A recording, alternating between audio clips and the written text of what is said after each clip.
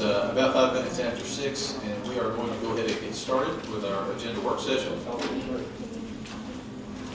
Thank you all for being here tonight.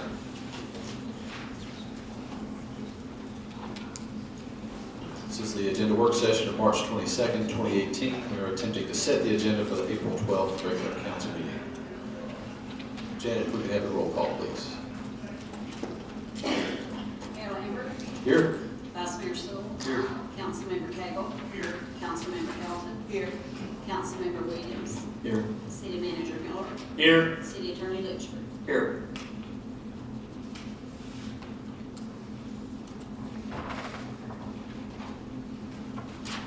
Okay, as we look down the agenda to old business, ordinance 1070 potentially be before us on second and final reading. That is on the agenda for tonight on first reading, and it is a rezoning case. If there are any questions or comments right now, certainly we can entertain those, but obviously there will be more discussion later, regular meeting. Okay, move on to item B, ordinance 1071, which again potentially would be before us on second and final reading next time. It is on the agenda tonight, although I understand there has been a request to table that from the applicant, but I think we've got additional information. Yeah, Mayor and Council, we actually had a little bit of information to come through on this. We have issued them a conditional permit for their remaining signage, so they can go ahead and get that ordered. So all the building signage and stuff will go in, all the directional signs, menu boards, so on and so forth. That way it wasn't a hindrance in their order process. And they were completely fine with that. They actually would like to have this heard, they want to hold it a month, so not even at the next meeting, but the first meeting in April. They've not given me any indication why they want to push it that long. Yes. So that's kind of where we're going with that variance request. But as of now, we're going to have issued a conditional permit for the remaining signage so they can get it ordered, and then for that to be heard on April the 12th. That's a few more signatures that they had to get on the application, and that could have been part of the delay. Anything to add to that? Okay.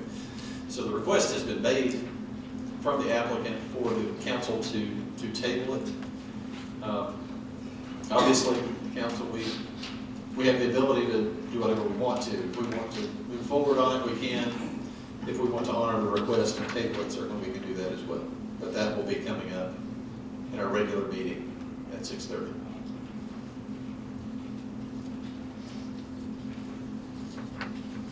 Okay. Under new business, we have several unnumbered ordinances and resolutions, the first of which is item A, short-term vacation rentals. Yeah, Mr. Custer will be reviewing it. I got it. Yeah, I know. So just to give you a brief overview, over the last few years, multiple municipalities and even the state legislature has taken on short-term rentals, and not in a negative impact, but to really be able to identify their existence and to have some regulations. You have some jurisdictions that's made the attempt to go out and all-out regulate, or all-out prohibit, should I say. Our concerns going into these short-term stays are the safety aspect of it. When you do just a brief research, you can pull up some of these properties, and when you do, you find that they're in basements or attic spaces or over garages, which in my line of work as a safety professional gives you a little heartburn, because you know what can happen in those instances. So if they're not providing adequate smoke alarms, they're not changing the batteries, they don't have a fire extinguisher, things like that, that you would find in a normal hotel room or a normal vacation rental that's rented on a regular basis, could create some controversy. So we looked at a few different things. We wanted to do a basic ordinance.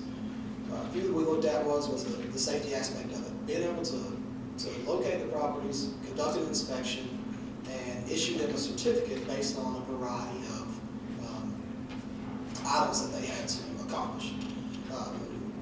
In order to track them, for one, so we could identify where they were, who the owners were, who the occupants were. So if we got a call on, Saturday night at midnight, or an email on Monday morning saying they had 25 cars there and the streets were blocked, wherever the case may be, we know who to contact and violations that could obviously come from that. So we drafted this. We'd like input.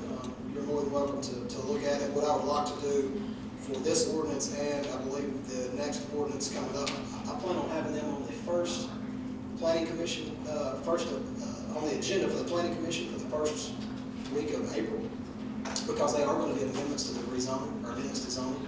So I'd like to, any changes that we want to look at, I want to make sure we get those done before we go to planning commission.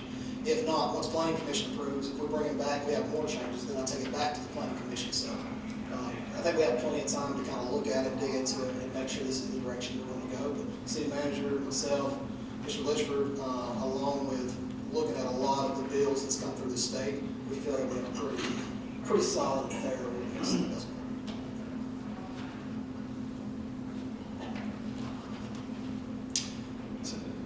Since we're on this topic of the short-term vacation rentals, actually Cracker Barrel last week, and my server asked something about this.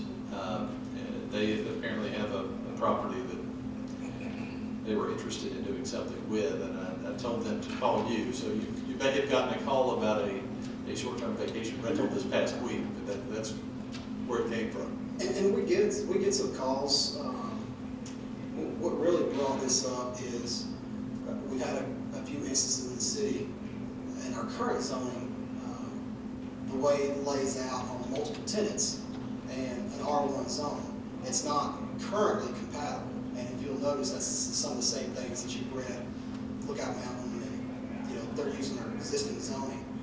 What we're wanting to do is actually create something specifically for this type of vacation rental, so we can regulate it. But they are out there, and we don't know where they all are.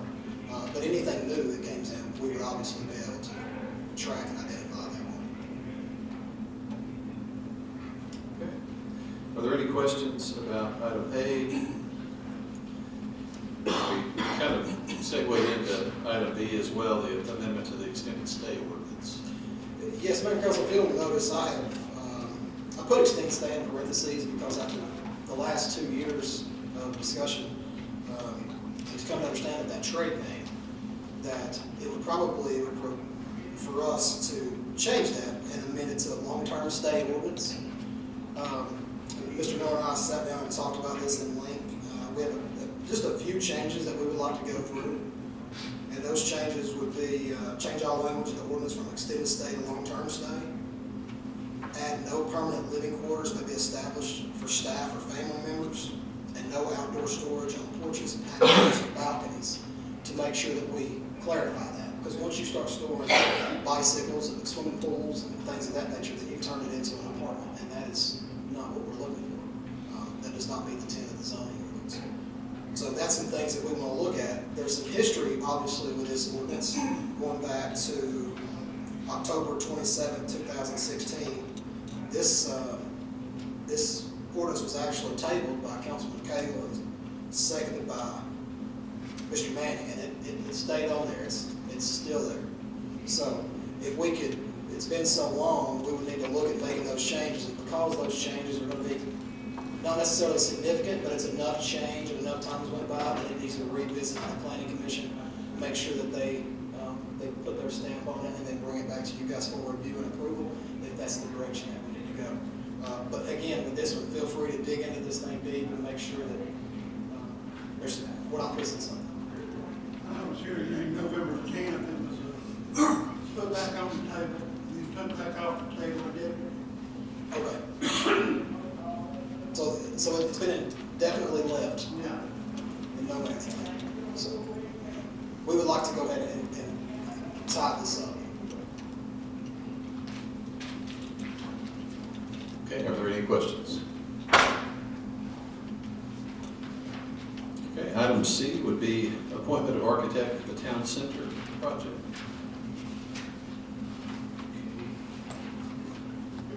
Find my, there it is. late January of 2018, the city solicited letters of interest, requests for proposals for professional architectural engineering services for the planning and design of the multi-purpose pavilion, what some refer to as a town center, and then also the reuse rehabilitation of Bryant School. I should note that these would be two separate projects. They are not to be done together because I know the council, we have not decided what we want to do with the Bryant School, so I'm not going to address that right now. The one that we are going to address would be the multi-purpose pavilion. The city received 9 proposals. Our evaluation team reviewed all 9, narrowed the field down to our 3 top candidates, and we ended up selecting the firm of Heffernan and Kronenberg to undertake this project. I meet with Ms. Heffernan next week to start hammering out an agreement between us and the city, and hopefully be in position to bring it forward to the city council at the April 12th meeting for approval, and we can start moving forward on that project. The funding of that comes from the Board of Regent sales tax. And in that project file, I have appropriated $2 million for this project. It's not the multi-purpose, and also is going to entail concession stand, restrooms, parking lots, walkways, things on that one. I did put a note on here at the bottom. I reported to you in my last week's weekly update that Kenny and Ken Mann got together last week to look at the costs of bringing in these pre-constructed units in a split block. We had the detail pages we got from Stump's desk. Stump's been out for a while, and by the way, he is doing a lot better. Talked to him today. He wants to come back and work next week, but he still has a couple more weeks of rehab to go. Anyway, we looked at the cost of these units. It came out to $373 a square foot. I was amazed looking at that. Plus, you're looking at delivery costs. Plus, you're looking at the rental of a crane to pull these off the back of an 18-wheeler and then drop them down on location.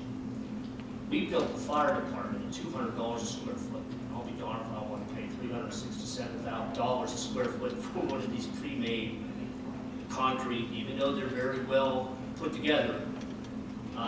We pretty much sat down and figured out that it would be cheaper for us to hire an architect, have an architect design the facilities, and go out to bid. We could probably save several $100,000 just on that process alone. So we basically have abandoned our original idea of these pre-constructed units.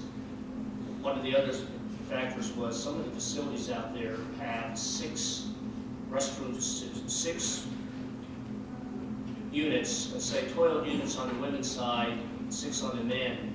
These pre-constructed units only go up to 6 total, 3 men and 3 women. So we don't want to start downsizing when we need to upsize some of these. And there's also, we felt that the one restroom facility that's at the far eastern end of the ball fields, the far eastern end, 4 ball fields and 8 ball fields that get a lot of use. That one can actually exist and we can expand on that. We can extend it out. So by doing that, we can save some costs. So what we were kind of looking for the council to recommend at the architectural agreement that when I sit down with Heffernan and Kronenberg to work out a proposal that we expand that architectural work to also include the restroom facilities and the concessions out at Camp Jordan Clark. So that's bring that before you next council meeting on the 12th.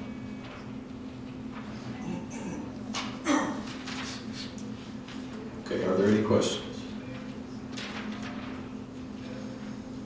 Okay, item D, appointment of engineer for ADA compliance. I'm going to turn this over to Diane Pauls, who is our ADA compliance coordinator for the city of East Ridge.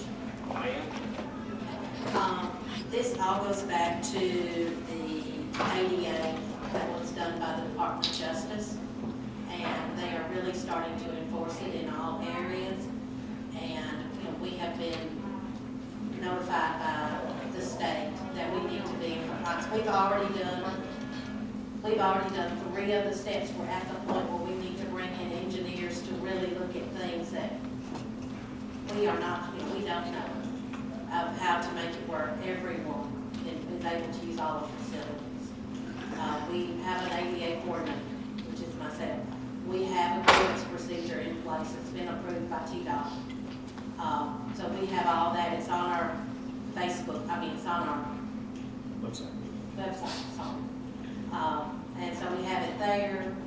We've had no complaints. This is just getting us ready because it's going to reach a point where if you do not have a transition plan in place, that we will also put into the upcoming budgets as to different things we will do each year, then we will not be able to get either federal funds or TIP funds.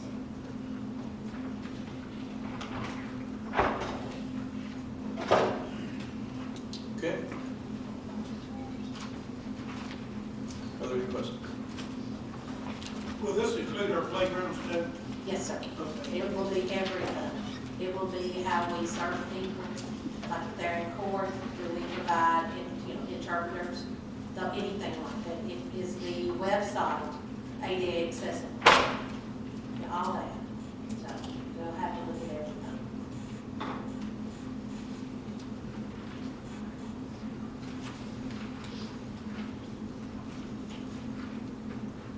Okay, is there anything else? Okay, item E would be the grant consent agenda, which would include local parks and recreation fund 2018 grant. Yes, sir, Mayor and Council. I think we've been talking about the LPR grant for quite some time now, and we are getting down to the last bit of the application process. The beginning of the meeting on April the 12th, we're going to have a presentation by the Play Corps. It's going to give you the conceptual drawings of Pioneer Park, or Pioneer Frontier Park, because we have Pioneers Park at the high school. But we will be having the renovation of the playground and the addition of the splash pad. We are going to have a public input meeting on Monday, March 26th at 5:30 at the community center in the Orange Room. Unfortunately, we couldn't have our playground committee meet prior to that because the architects were not complete with their drawings. So we're having to do it all at one time because the meetings have to be completed by April 1st. We were able to do a small presentation to the Joint Economic Development Board yesterday, and this would count as our second one on Monday. But that doesn't mean we can't have another meeting after that prior to turning in the application, which is due April the 18th. So we'll have the presentation in the beginning of the meeting, and this resolution is just saying that we want to apply for and accept, as well as we will put up our match of half, which is we can go up to $500,000. So we could do completely $1 million grant. We just have to show that we are willing to put our half the money up. So that's what this is for.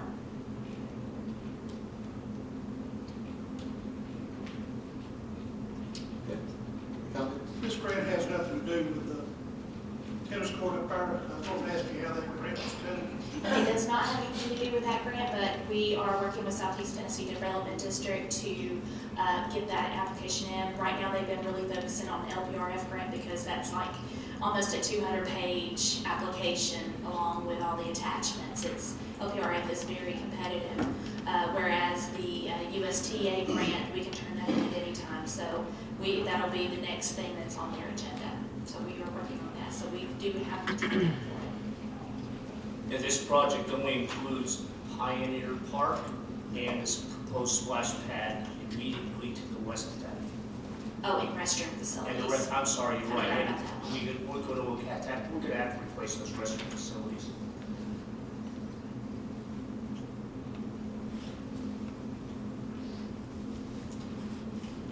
Thank you. We have a handful of board appointments that will need to be made on the Industrial Development Board. Mr. Williams will need to either reappoint or appoint a new individual to serve. Festus Cock is the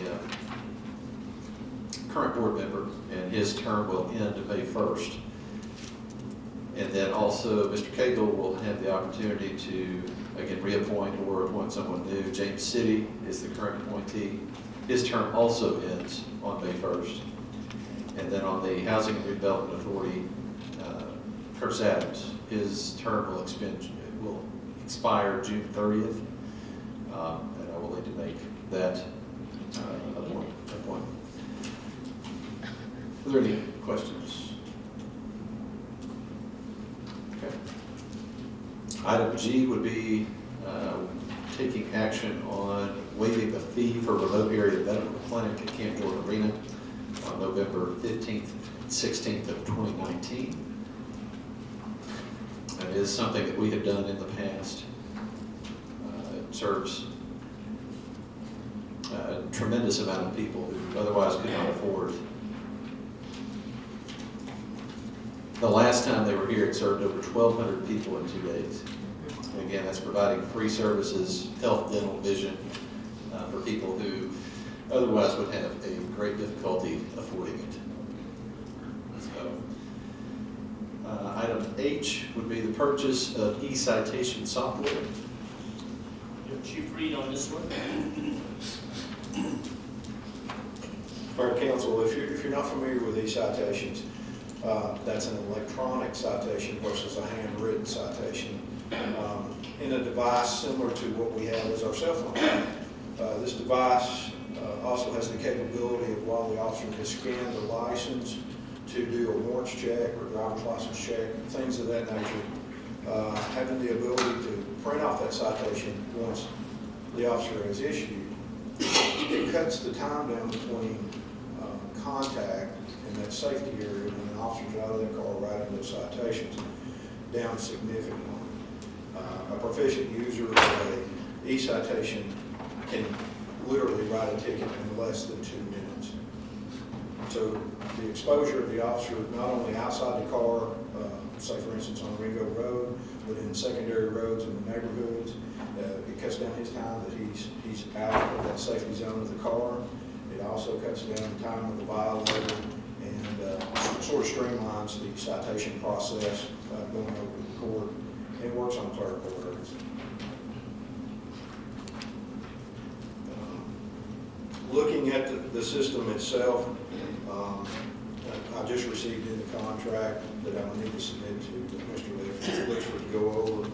And if we decide to move forward with the purchase of this equipment, I would like to look at using the drug funds for that purchase.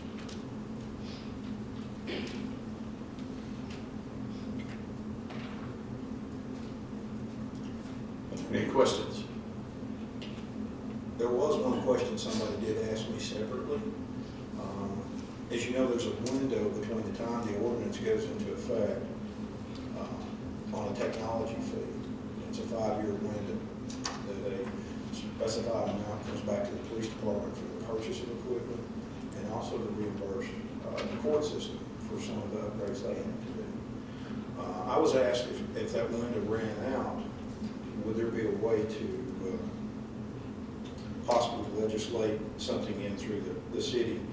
And I received from Maggie Duncan, who is the executive director of the Tennessee Association of Chiefs of Police, that she had an opinion from the legislature that yes, that we could pass an addition or add an extension under that resolution that the state has to extend it for another 5 years. So that would be about 10 years total on getting reimbursement for those particular machines.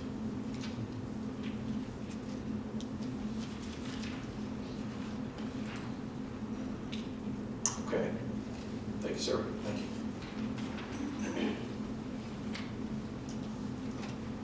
Okay, that takes care of everything on the work session agenda.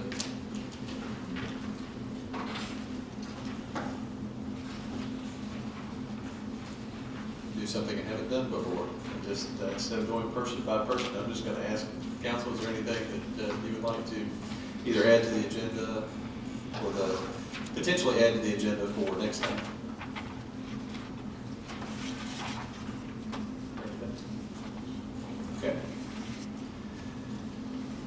with that, we will adjourn this meeting, and we'll give it a minute or two to stop the tapes and reset and get ready for the regular council meeting. So this meeting is adjourned.